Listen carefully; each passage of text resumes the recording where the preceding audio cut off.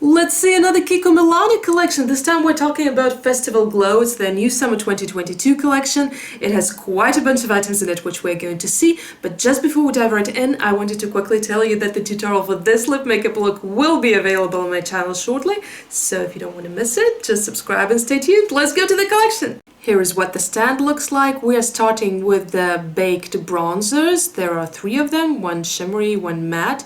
Then we're going to 3 different blushes, which are all kind of metallic, a bit shimmery. I'm going to swatch them for you. And there is also a highlighter. All 4 look actually very nice. I can imagine them on many skin tones because they're actually sheer. And then there is also the cushion highlighter and the dual-ended brush for powder and I think for contouring. The Golden Star highlighter is also sheer and it's very soft. Next come the foundations. The shade range here is very poor. It looks like the shade range is slightly better in other countries, but it's still definitely not enough. There is nothing for deep skin tones. There is a pump in the liquid foundation. There is just powder in the powder foundation, and once again, unless I'm mistaken, because the Kiko USA site was down when I tried to do my research, so as you can see the darkest shade is invisible in my hand. And I'm not the deepest skin toned person, obviously, and it's really a shame if there is no foundation for deep skin tones. Next we have the nail polish, a teal shade and also glittery shades, some nude pinker shades, the water-resistant eyebrow definer, and the kajal pencils, which by the way survived the budge-proof test. I guess they're supposed to go on your waterline, but maybe you can also wear them on your eyelid. Then there is this mascara with a peculiar wand and also an eyeliner, which was at first missing, but then they brought it back, waterproof eye marker, and it's very thick, it's felt tip, and personally I think this thick tip is really pointless, but whatever floats your boat, I guess. And then after that we're going to some eyeshadow palettes, which are pretty basic in terms of color, mostly nudes, browns, some shimmers, some mattes. They are rather pigmented, so I swatched them on my hand without a primer and they really went on well. Next we have the Precious lip gloss, which is kind of transparent, Make Me Queen lipstick, which is a work of art on its own. And the swatches are right here. Well, basically there are some nudes, slightly reddish nudes and basic nudes. Then the No Transfer matte lipstick and the waterproof lip liners, the crystal lip balm. The balm is sheer, the lipstick is once again a work of art. And here is how the colors look like.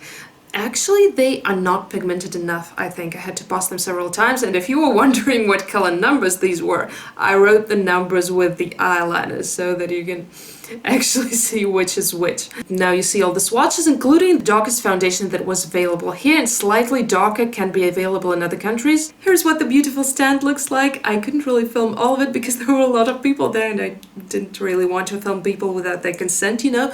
Anyway, what I think about this collection, that the quality of some items was really nice when swatching them. So the eyeshadows were pigmented, like really pigmented. The waterproof eye marker was also very pigmented.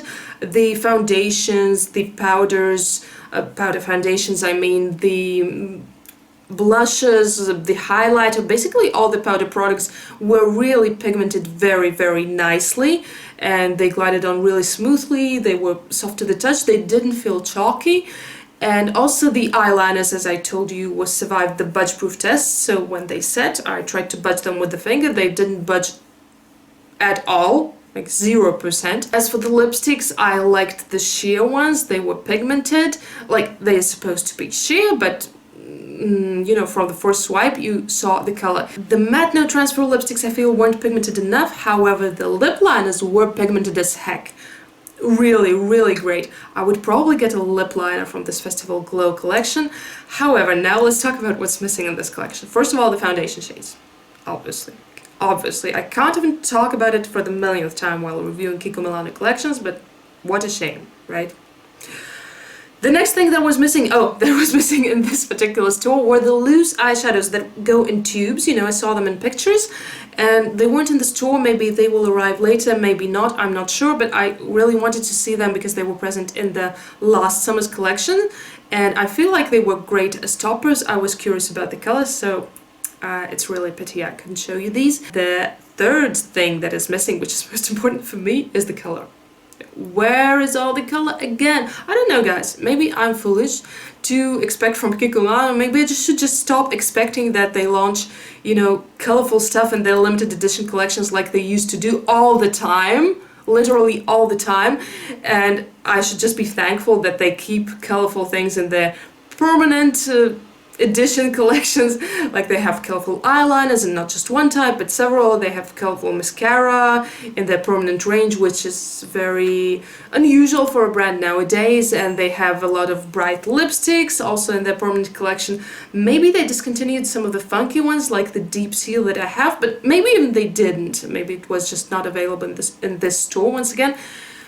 But I mean, what is this? This is a summer collection. Like, even, you know, following all the stereotypes, although I firmly believe that you can wear bright colors at any season if you like, but the stereotype is that summer collections are usually brighter, right? And like, there is nothing bright about this one. There is not even a pink lipstick. The brightest shade is red, which is only available in the matte lipstick, and there is not even like a hot pink. Isn't it like a popular choice for someone? Or am I missing something here? And in this Festival Glow collection, basically only nudes, like one red, that is if we're talking about the lipsticks. The eyeshadow palettes, like they're also neutral palettes once again. And I mean, I get it, there is nothing wrong about having neutral makeup, but how many neutral palettes does one person need? I mean, I get it that neutral palettes can be different too. They can be shimmery, they can be matte, they can be darker, they can be lighter, you know, they can be big, they can be small to carry around in your bag, etc., etc.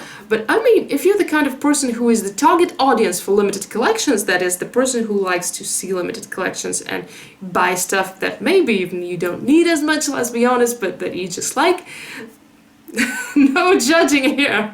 That's something I do all the time. But in that case, I guess if you were getting like a nude palette from every collection, you already have maybe like 20 of them, and you have covered all the possible beiges and browns, shimmery, metallic, matte, glittery, and I don't know. And you can ask, okay, but how many colorful palettes can you get? But with colorful palettes, like, there is a wider range of colors. So basically, neutral palettes are also colorful, but there's just one color scheme: brown, brown, lighter, darker, shimmery, metallic. There is one color, brown. And then for the colorful palettes, there are all the other colors. So you can take, for example, purple, and there also can be shimmers, metallics, mattes, darker, lighter, cool toned, warm toned. Then you can take the blue and do the same thing. Then you can mix them. So there is a lot more variety. And when you're getting colorful palettes, like, oftentimes you think, oh no, I don't have this shade of blue yet, and I don't have this shade of purple. And this happens way more often, in my opinion, than with the shades of brown. Okay, enough ranting on the palettes, now the eyeliners.